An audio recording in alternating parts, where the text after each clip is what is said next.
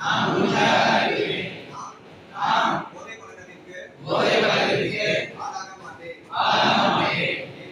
மேலும் எனது குடும்பத்தினரையும் நண்பர்களையும் போதை பழக்கத்திற்கு ஆளாகாமல் தடுத்து அவர்களுக்கு அறிவுரைகளை வழங்குவேன். போதை பழக்கத்திற்குள்ளானவர்களை மீட்டெடுத்து அவர்களை நல்வழிப்படுத்த எனது பங்களிப்பை முழுமையாக தருவேன்.